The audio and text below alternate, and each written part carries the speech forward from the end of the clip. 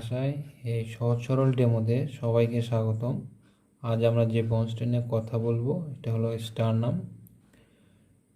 এই বোনসটার তিনটা পার্ট। এটা হচ্ছে upper part manubrium sterni, and intermediate part body of the sternum, and lower part xiphoid process or GP sternum.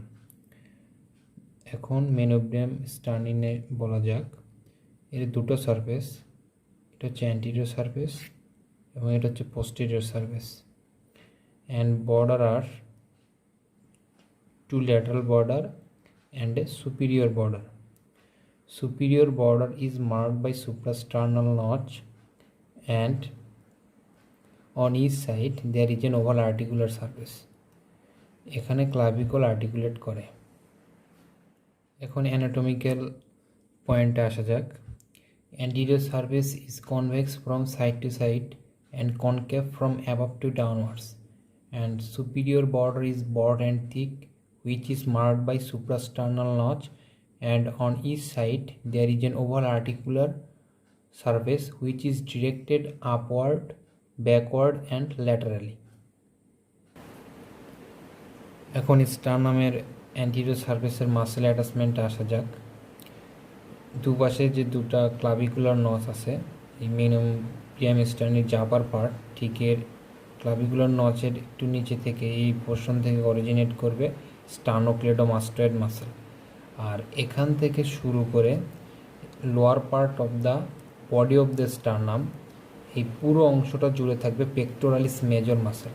ঠিক এ পাশেও একইভাবে এখান থেকে শুরু করে lower part of the body of the sternum, এই পুরোটা জুড়ে থাকবে পেক্টোরালিস মেজর মাসেল, এই দুপাশেই থাকবে। আর এটা হলো জিপয়েড প্রসেসের অ্যান্টিরিয়র সারফেস, এখানে অরিজিন করবে রেকটাস অ্যাবডোমিনিস মাসেল। এই পুরোটা ছিল অ্যান্টিরিয়র সারফেসের মাসেল অ্যাটাচমেন্ট। এখন পোস্টেরিয়র সারফেসে আসা যাক।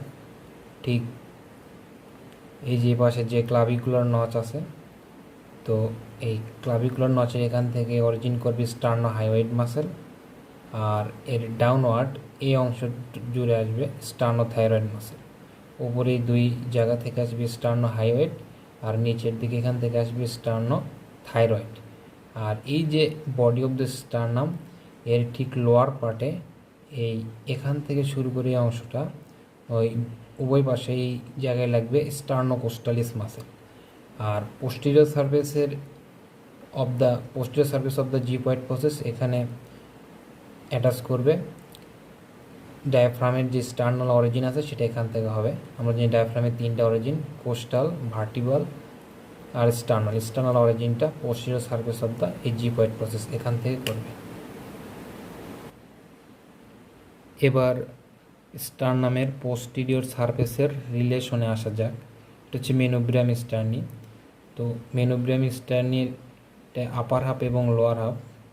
তো লোয়ার হাফের রিলেশনে থাকবে আর্চ অফ অ্যাওর্টা, আর এটা হচ্ছে আপার হাফের রিলেশনে থাকবে branches of arch of aorta.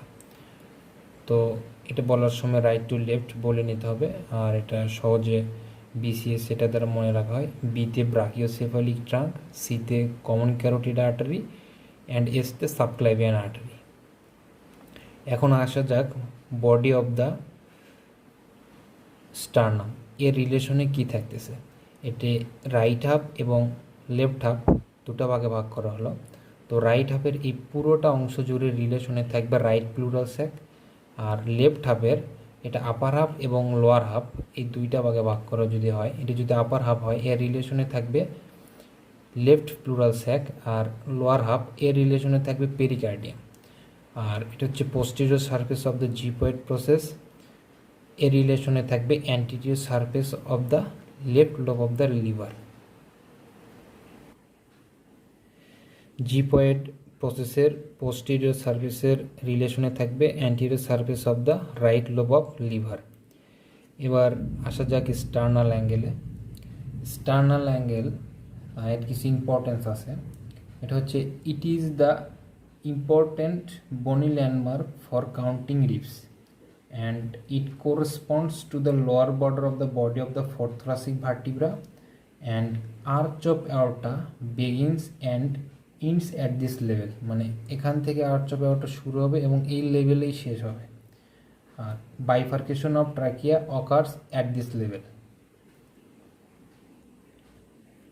এবার জয়েন্টস নিয়ে বলা যাক। এটা হচ্ছে ক্লাভিকুলার নচ, এখানে ক্লাভিকুলার আর্টিকুলেট করবে এবং স্টার্নো ক্লাভিকুলার জয়েন্ট ফর্ম করবে, যেটা হচ্ছে saddle type of synovial joint. আর এটা হচ্ছে এখানে ফার্স্ট কোস্টাল কার্টিলেজ আর্টিকুলেট করবে, facet for first costal cartilage, এবং এটা হচ্ছে facet for second costal cartilage.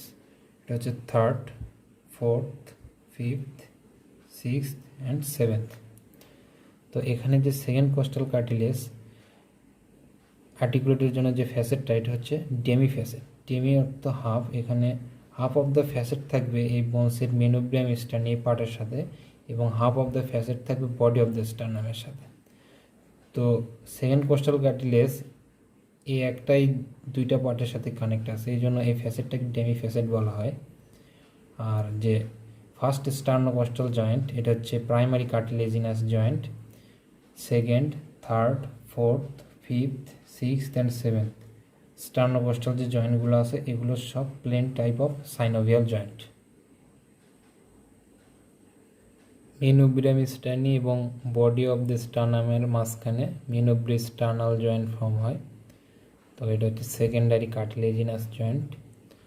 R xiphoid process এবং বডি অফ দ্য স্টার্নামের মধ্যে জিভিস্টার্নাল জয়েন্ট তৈরি হয়, এটা প্রাইমারি কার্টিলেজিনাস জয়েন্ট।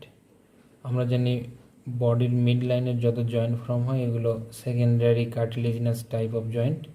এক্সেপশন হচ্ছে এই জিভিস্টার্নাল জয়েন্ট। আরেকটা এইরকম বডির মিড লাইনের জয়েন্ট আছে প্রাইমারি কার্টিলেজিনাস জয়েন্ট, সেটা হলো সিমফাইসিস মেন্টি।